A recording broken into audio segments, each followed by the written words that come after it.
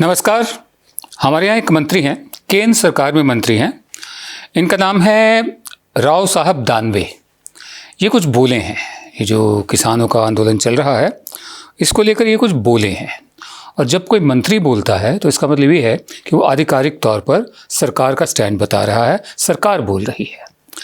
तो इनका ये कहना है जो किसानों का आंदोलन इस वक्त चल रहा है, सब तरफ से किसान दिल्ली की तरफ आ रहे हैं, बैठे हुए हैं, सीमाओं पर बैठे हुए हैं, तो दिल्ली के बॉर्डर्स हैं वहाँ पर, और बिल्कुल शांतिपूर्वक ढंग से प्रदर्शन कर रहे हैं। तो इनका ये कहना है the agitation that is going on is not that of farmers, China and Pakistan have a hand behind this. ये जो किसान आंदोलन, ये जो आंदोलन चल रहा है ये किसानों का नहीं है, पाकिस्तान और चीन का हाथ इसमें है, इसके पीछे है। Muslims in this country were incited first, पहले मुसलमानों को इस देश में भड़काया गया। तब उनको क्या कहा गया था? ये कहा गया था कि नेशनल रजिस्टर फॉर सिटीजन्स आ रहा है, सिटीजनशिप अमेंडमेंट एक्ट आ रहा है और मुसलमानों को ये देश 6 महीने में छोड़ना पड़ेगा। क्या एक भी मुसलमान ने देश छोड़ा? आप सुनिए पहले इन्होंने कहा क्या। हे आंदोलन चाललंय शेतकऱ्याचं आंदोलन नाही आहे, याच्या पाठीमागे चायनाचा आणि पाकिस्तानचा हात आहे। या देशामध्ये पहिल्यांदा मुस्लिम समाजाला उचलवलं, काय सांगितलं, NRC आली, CA आली, 6 महिन्यात सगळ्या मुसलमानांना देशाच्या बाहेर जावं लागेल। सांगितलं एखादा मुसलमान बाहेर गेला तो त्यांना वाटतं हे सक्सेस होत नाही। आता ते शांत झालं, आता शेतकऱ्यांना सांगू राहिलं की सरकार तुम्हाला तोट्यात घालून राहिलं। हे बाहेरच्या देशाचं षडयंत्र आहे, आपल्या देशातल्या शेतकऱ्यांना याचा विचार केला पाहिजे। जवाब में शिवसेना के हैं चीफ स्पोक्स पर्सन है संजय राउत। उनका ये कहना है कि if a union minister has information that China and Pakistan have a hand behind the farmers agitation, then the defence minister should immediately conduct a surgical strike on China and Pak. The President, Prime Minister, Home Minister and Chiefs of the Armed Forces should discuss the issue seriously. अगर एक केंद्रीय मंत्री कह रहा है कि उसके पास सूचना है, जानकारी है कि चीन और पाकिस्तान का हाथ है इस आंदोलन के पीछे, तो रक्षा मंत्री को फ़ौरन चीन और पाकिस्तान पर सर्जिकल स्ट्राइक कर देनी चाहिए। खैर ये तो उनका तंज था, व्यंग्य था, सरकाज़म था। इसको लेकर जो दिल्ली सिख गुरुद्वारा मैनेजमेंट कमेटी है उसने बहुत दुख जताया इस बात पर कि उनका कहना है कि farmers have been sitting peacefully and the government has failed to deliver justice. जो किसान हैं वो शांतिपूर्वक ढंग से अपना आंदोलन चला रहे हैं और सरकार इंसाफ नहीं दे पाई है। The farmers who themselves fight and die for the nation, grow food and whose children to martyr themselves for the nation. जो किसान लड़ते भी हैं देश के लिए और उगाते भी देश के लिए हैं, जिनके बच्चे भी फ़ौज में भर्ती होकर सरहद पर जाकर अपनी शहादत देते हैं, उनके बारे में ऐसी बातें नहीं करनी चाहिए, उन्हें एंटी नेशनल नहीं कहना चाहिए। बहरहाल कुछ दिन पहले हरियाणा के एक मंत्री हैं, वो बीजेपी सरकार है वहाँ पर, JP दलाल नाम के, उन्होंने भी कहा था, मतलब कथित रूप से कहा था कि जो किसानों का आंदोलन है वो पाकिस्तान और चीन, उसका हाथ इसके पीछे है। हमने कुछ दिन पहले यही बात कही थी कि ऐसा ही होने जा रहा है। इन लोगों के पास और कोई नैरेटिव नहीं है, वही थका हुआ कॉलेज लेवल की पॉलिटिक्स जो बचकाना बच्चों वाली होती है, ये उस पर उतर आएंगे, पाकिस्तान का एंगल कहीं ना कैसे ढूंढेंगे। सुनिए उस वक्त क्या कहा था हमने। हमें तो ये याद हुआ ही कि अब ये नैरेटिव कौन सा बनाएंगे। नैरेटिव वही थका घिसा पीटा पुराना नैरेटिव कि कांग्रेस करवा रही है, या ये वामपंथी करवा रहे हैं, या ये पाकिस्तान से भी लिंक जोड़ दिया जाएगा, या किसान भोले भाले हैं उनको बरगलाया जा रहा है। इस तरह की बचकानी बातें, इस तरह की कॉलेज लेवल की पॉलिटिक्स हमने सन 70 के दशक में देखी थी, जब श्रीमती इंदिरा गांधी और यूथ कांग्रेस के गुंडे जो थे उस वक्त के, वो इस तरह की बातें किया करते थे। वही कंटिन्यू चल रहा, वही सब कुछ चल रहा है।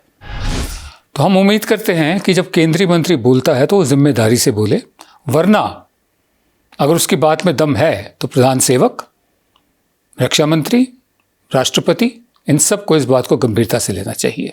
और अगर नहीं है दम तो क्या इस शख्स को, क्या नाम है, राव साहब दानवे को मंत्री बने रहने का अधिकार है?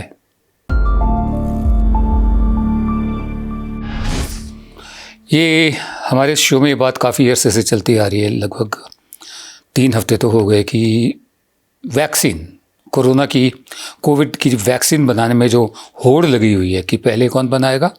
क्यों? क्योंकि बहुत बड़ी अंतर्राष्ट्रीय मार्केट है सामने। जब अंतर्राष्ट्रीय मार्केट है तो होड़ सी लग गई है कि पहले कौन बनाएगा, पहले मैं। रूस की जो वैक्सीन है स्पुतनिक, वो सिर्फ रूसियों के लिए है इस वक्त, वो रूस में लगाई जा रही है, उसके बारे में हमें जानकारी नहीं है। उधर भारत में सीरम इंस्टीट्यूट ऑफ इंडिया और भारत बायोटेक, इन लोगों ने मिलकर एक वैक्सीन बनाई थी। भारत बायोटेक इंटरनेशनल लिमिटेड और सीरम इंस्टीट्यूट ऑफ इंडिया, 3 जगह जहाँ वैक्सीन बन रही है वहाँ प्रधान सेवक खुद सेनापति की तरह गए थे कि जैसे वो कोविड के खिलाफ लड़ाई में सेनापति वो हैं। और सीरम इंस्टीट्यूट की जो वैक्सीन बनी थी उससे एक आदमी को, एक शख्स को, वॉलंटियर को बहुत बुरे रिएक्शंस हुए थे। उसने 5 करोड़ का मुकदमा ठोका सीरम इंस्टीट्यूट पे और सीरम ने जवाब में 100 करोड़ का मुकदमा ठोक दिया। उसका कहना था कि उसको बहुत भयंकर रिएक्शंस हुए हैं, दिमाग काम करना बंद हो गया, उसका असर पड़ा दिमाग पर। तो लेकिन फिर भी सीरम इंस्टीट्यूट ने ये एक एप्लीकेशन डाली कि उन्हें इमरजेंसी टेस्टिंग के लिए, इमरजेंसी वैक्सीनेशन के लिए इजाज़त दी जाए। उधर फाइज़र की जो मेडिसिन है जो सबसे पहले आई, फाइज़र की मेडिसिन जो वैक्सीन है सबसे पहले इंग्लैंड में आई और इंग्लैंड सबसे पहला देश बना। उसकी भी एक रिपोर्ट आ गई है। इंग्लैंड का जो नेशनल हेल्थ सर्वे है उन्होंने एक चेतावनी जारी की है बुधवार को, यानी कल जो बीता कल, कि जिन लोगों को एलर्जीज़ की हिस्ट्री है, तरह तरह की एलर्जी हो जाती है, उन्हें चाहे वो दवा की एलर्जी हो, चाहे वो किसी इंजेक्शन की एलर्जी हो, चाहे वो किसी खाने की चीज़ की एलर्जी हो, उन्हें ये फाइज़र की बनी हुई वैक्सीन नहीं देनी चाहिए। उधर उनका ये कहना है कि 2 हेल्थ केयर वर्कर्स थे जिनको रिएक्शंस हो गए हैं। दूसरी तरफ United kingdom, great Britain, England जिसे हम बोलते हैं, दुनिया का पहला देश बना है जिसने बहुत बड़े पैमाने पर वैक्सीनेशन का प्रोग्राम शुरू भी कर दिया है। पहले जो डोजेज़ दी गई हैं, हज़ारों लोगों को डोजेज़ दी गई हैं, 70 अस्पतालों का पूरा एक जाल बिछा हुआ है इंग्लैंड में, उसके ज़रिए दी गई हैं। और ये जाल है इंग्लैंड, स्कॉटलैंड, वेल्स और नॉर्दर्न आयरलैंड में।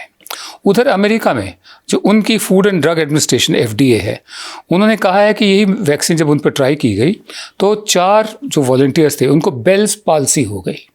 बेल्स पाल्सी है, बेल तो नाम है, पाल्सी माने इसे आप कह सकते हैं फालेज या अधरंग या पार्शल पैरालिसिस। ये चेहरे का होता है, चेहरे का एक हिस्सा लटक जाता है। तो 4 लोगों को वो हो गया। इलाज के बाद फेसेस उनके हालांकि ये भी साफ नहीं है कि बेल्स पाल्सी इन 4 वॉलंटियर्स को ही क्यों हुई। मैंने आपको भारत का हाल बता दिया है, मैंने आपको इंग्लैंड का बताया है, मैंने आपको अमेरिका का बताया है। मैंने ये भी कहा है कि होड़ सी मची हुई है इन कंपनियों में कि कौन ज़्यादा बनाता है। हमने पहले जिक्र किया था कि कैसे जब जोनास सॉल्क ने पोलियो वैक्सीन ईजाद की थी तो कैलिफोर्निया की कंपनी थी कटर्स लेबोरेटरीज़, उन्होंने लाखों की तादाद में बना दी। एक बैच ख़राब निकल आया, उसका असर सब पर पड़ा। हम ये जानना चाहेंगे फाइज़र ने कितने बैच बनाए हैं, अभी तक कितने लाख वैक्सीनेशन तैयार किए हैं, किन किन देशों ने ऑर्डर किए हैं, किन किन देशों को पहुँचे हैं। ये जो हमारे सीरम इंस्टीट्यूट और भारत बायोटेक इंटरनेशनल है, इन्होंने एडवांस में ही कितने बना दिए हैं, जबकि अभी टेस्ट पूरे नहीं हुए हैं। भारत के ही एक्सपर्ट पैनल है सरकार का, उसने सीरम इंस्टीट्यूट की इस दरख्वास्त को भी खारिज कर दिया है कि इमरजेंसी टेस्टिंग के लिए उसे इजाज़त दी जाए। हम जानना चाहेंगे इस वक्त तक कितने बन चुके हैं, और जो बन चुके हैं वो वाले इंजेक्शन, चाहे वो फाइज़र के हों चाहे वो सीरम इंस्टीट्यूट के हों, लोगों में लगाना, मास वैक्सीनेशन शुरू करना, कितना सयानापन होगा, कितना खतरे से खाली होगा और कितने खतरे हैं इसमें। अंग्रेजी की एक कहावत है, the poet speaks to himself, the world overhears. कवि खुद से बातें कर रहा होता है और दुनिया सिर्फ सुन रही होती है। बहुत से कवि ऐसे भी होते हैं जो मंच के कवि होते हैं, वो भी अच्छी अच्छी कविताएं कई दफ़े लिखते हैं। बहुत से कवि ऐसे होते हैं जो खुद से बात कर रहे हैं लेकिन दुनिया उन्हें सुनना पसंद करती है। ऐसी एक कवि का नाम है मंगलेश डबराल। कह रहा हूँ, हालांकि कल उनका देहांत हो गया कोविड की वजह से, all India institute of medical sciences में, लेकिन मैं कह रहा हूँ उनका नाम है मंगलेश डबराल क्योंकि नाम हमेशा ज़िंदा रहता है, उनकी कविताएं ज़िंदा रहेंगी। इनके बारे में कहा जा सकता है, बड़े शौक़ से सुन रहा था ज़माना, आप ही चल दिए दास्तां कहते कहते। मेरा उनसे परिचय था करीब 20 साल पुराना, जब मैं सुबह सुबह अखबारों को लेकर कार्यक्रम करता था।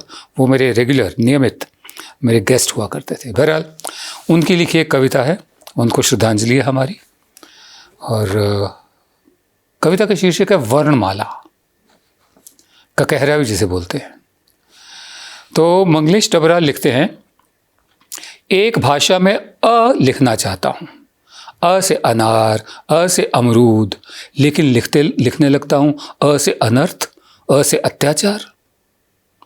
कोशिश करता हूँ कि क से कलम या करुणा लिखूं, कोशिश करता हूँ कि क से कलम या करुणा लिखूं, लेकिन मैं लिखने लगता हूँ क से क्रूरता, क से कुटिलता।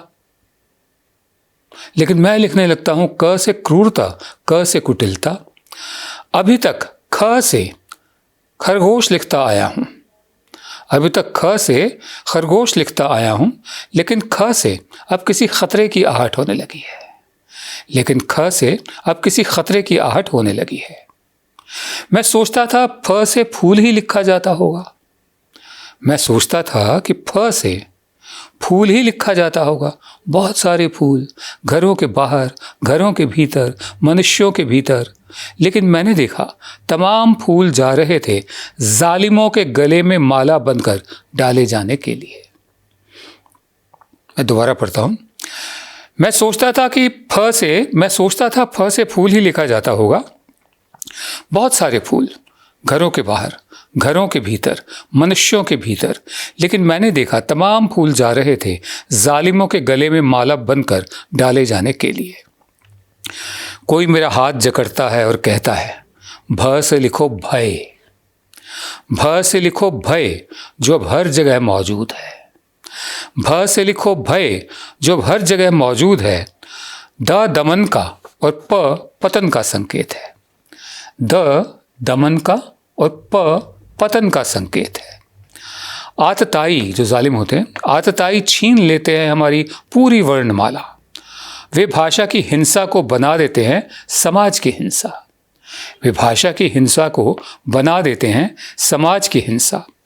ह को हत्या के लिए सुरक्षित कर दिया गया है, ह को हत्या के लिए सुरक्षित कर दिया गया है। हम कितना ही हल और हिरन लिखते रहें, वे ह से हत्या लिखते रहते हैं हर समय। एक भाषा में अ लिखना चाहता हूँ, अ से अनार, अ से अमरूद, लेकिन लिखने लगता हूँ अ से अनर्थ, अ से अत्याचार। हम कितना ही हल और हिरन लिखते रहें, वे ह से हत्या लिखते रहते हैं हर समय। हमारी श्रद्धांजलि मंगलेश डबराल को और नमस्कार। अब खबरें पाइए सबसे पहले हमारे मोबाइल न्यूज एप्लीकेशन पर। एंड्रॉइड या iOS प्लेटफॉर्म पर जाइए, HW न्यूज नेटवर्क को सर्च कीजिए, डाउनलोड कीजिए और अपनी सुविधानुसार भाषा का चयन कीजिए। खबरों की भीड़ में अपने काम की खबर पाते रहिए।